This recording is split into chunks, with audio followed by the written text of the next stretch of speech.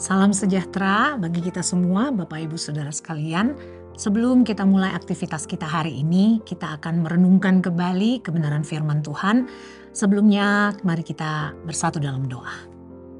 Bapa kami yang baik, di dalam nama Tuhan Yesus kami datang kepada Tuhan, mengucap syukur untuk hari yang baru yang Tuhan beri bagi kami. Kami boleh sehat, kuat, diberkati Tuhan, untuk kami menikmati setiap berkat-berkat Tuhan yang Tuhan sediakan bagi kami. Kami akan merenungkan kembali kebenaran firman-Mu Tuhan. Urapi hamba-Mu, urapi setiap kami, supaya kami dapat mengerti apa maksud Tuhan dalam kehidupan kami. Ini doa kami, ini ucapan syukur kami naikkan di dalam satu nama yang hidup, Tuhan kami Yesus Kristus. Haleluya, amin.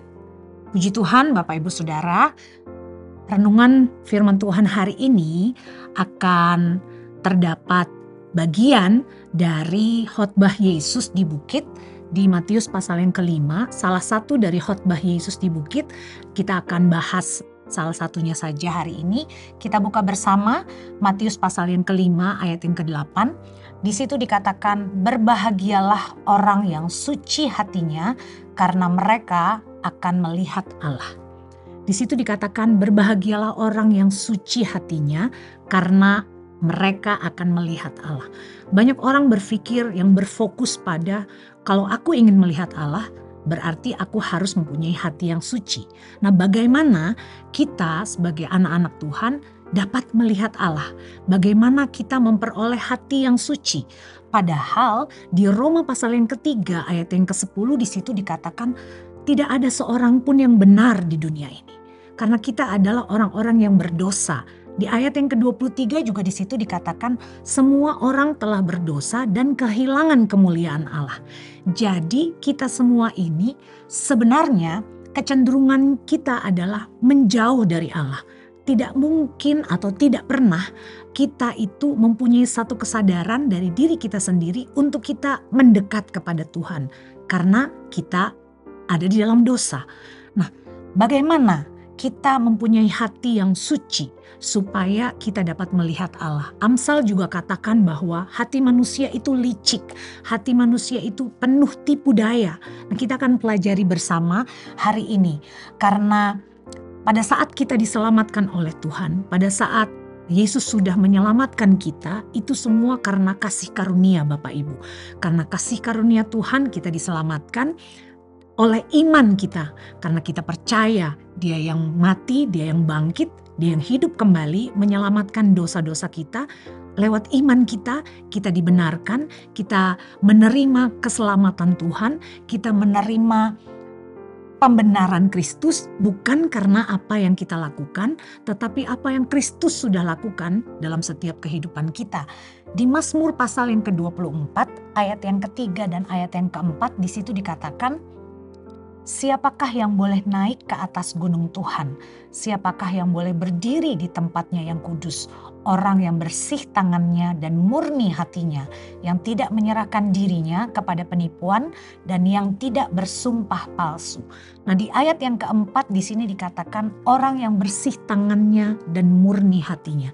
Dan itu memiliki pengertian yang sama di ayat pokok kita di Matius pasal yang kelima ayat yang ke-8. Suci hatinya, dari bahasa asli di situ dikatakan kataros, yang artinya murni, yang artinya tidak bercampur dari unsur lain, tidak bercampur dengan hal-hal yang di luar. Contoh, kalau pakaian yang sudah kita pakai itu kotor Bapak Ibu, kita harus mencucinya supaya bersih. Itu murni, itu bersih, itu tulus, tidak terbagi-bagi dari unsur-unsur yang lain. Nah, di sini kita boleh melihat bahwa hati yang suci itu tidak diciptakan atau tidak berdasar pada kehidupan kita sendiri, tidak ada di dalam kehidupan kita. Semua itu hanya karena pekerjaan Yesus di dalam kehidupan kita. Kita yang telah berdosa disucikan lewat iman kita kepada Tuhan, lewat percaya kita kepada Tuhan, karena Kristus sudah menyelamatkan kita. Kristus sudah memberikan pengampunan dosa. Kristus sudah memberikan kehidupan yang kekal untuk kehidupan kita. Karena itu hati yang suci diberikan kepada kita. Nah, dalam kehidupan kita apa yang harus kita lakukan untuk kita mempertahankan kesucian hati kita. Sekali lagi, kita sudah dibebaskan dari dosa oleh karena kasih karunia Allah, dan kita harus hidup untuk memuliakan Tuhan. Dari pihak kita harus hidup memuliakan Tuhan. Kita harus hidup menyenangkan hati Tuhan. Dan orang-orang yang suci hatinya akan berusaha hidup untuk memiliki sikap hati yang selaras dengan sikap hati Tuhan. Sikap hati yang bagaimana? Sikap hati yang mengasihi kebenaran. Sikap hati yang menjauhi kejahatan. Di dalam 1 Timotius pasal 1 ayat yang kelima di situ dikatakan, kasih itu timbul dari hati yang suci, dari hati nurani yang murni, dan dari iman yang tulus ikhlas. Bagaimana itu bisa terjadi? Hati di sini termasuk pikiran. Hati di sini termasuk perasaan. Hati di sini juga termasuk kehendak kita. Harus selaras dengan keinginannya Tuhan. Di dalam Matius pasal yang ke-22 ayat yang ke-37. Perintah Tuhan yang utama untuk kita mengasihi Allah dengan segenap hati kita, dengan segenap kekuatan kita. Nah, itu yang harus kita lakukan. Kita harus terus mengasihi Tuhan. Dan apalagi yang harus kita lakukan? Karena kemurnian hati bukanlah sesuatu hal yang bisa kita capai dengan usaha kita sendiri. Sekali lagi, itu memerlukan iman kita, percaya kepada Tuhan. Dan yang kedua, harus ada Roh Kudus yang memurnikan, yang menyucikan kehidupan kita. Roh Kudus yang kita dapat melalui hubungan yang benar, melalui hubungan yang kita dapat bersama dengan Tuhan. Kita mempunyai koneksi yang baik dengan Allah. Roh Kudus itu yang akan menguatkan setiap kehidupan kita, yang akan membenarkan kita, yang akan membuat hati yang suci itu, hati yang murni itu tetap ada dalam kehidupan kita. Dan hati yang mencintai Tuhan, sekali lagi mengasihi Tuhan, mencintai kebenaran Tuhan, melakukan kehendak Tuhan, juga berarti memiliki kemurnian hati untuk kita mengiring dan melayani Tuhan. Untuk kita melakukan semuanya sesuai dengan apa yang Tuhan kehendaki. Membuka mata dan hati kita seturut dengan apa yang Tuhan kehendaki dalam kehidupan kita. Tidak terbagi-bagi dengan unsur yang lain. Tidak tercampur dengan unsur yang lain. Kita mengasihi Tuhan dengan hati yang tulus, hati yang murni, hati yang tetap kepada Tuhan. Nah, inilah yang harus kita lakukan supaya kita dapat memandang Tuhan. Kita dapat melihat Tuhan. Karena tujuan kita sebagai orang Kristen, Bapak Ibu, di dalam Wahyu dikatakan supaya kita dapat memandang muka dengan Tuhan. Itulah tujuan kita.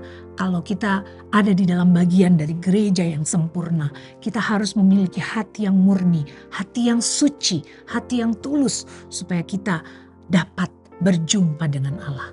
Haleluya. Tidak mudah Bapak Ibu, tapi Roh Kudus yang akan memampukan kita. Roh Kudus yang akan menguatkan setiap kehidupan kita untuk kita tetap mempertahankan iman. Iman kepada Yesus yang sudah memberikan hati yang suci itu dalam kehidupan kita. Dan kita mempertahankan kehidupan kita sesuai dengan apa yang Tuhan kehendaki. Haleluya. Mari kita berdoa bersama. Terima kasih Bapa yang baik. Kami sudah mendengarkan kebenaran firman Tuhan. Terima kasih untuk hati yang murni, hati yang suci yang Tuhan berikan bagi hidup kami Tuhan. Karena kami mempunyai iman kepada Tuhan. Karena pengorbanan Tuhan bagi kehidupan kami membuat kami berlayak di hadapan Tuhan. Roh Kudus mampukan kami untuk kami tetap mempertahankan kemurnian hati kami. Mempertahankan kesucian hati kami. Untuk kami tetap berjalan seturut dengan kehendak-Mu dalam hidup kami. Kuasai kehidupan kami Roh Kudus, supaya sepanjang hari ini kami tetap ada dalam kehendak Tuhan. Melakukan apa yang benar, melakukan apa yang baik, maunya Tuhan dalam hidup kami.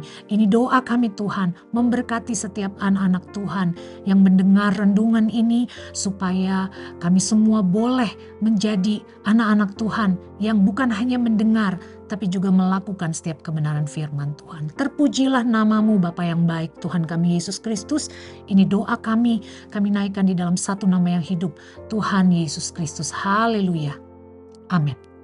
Puji Tuhan, bersama Yesus aku kuat.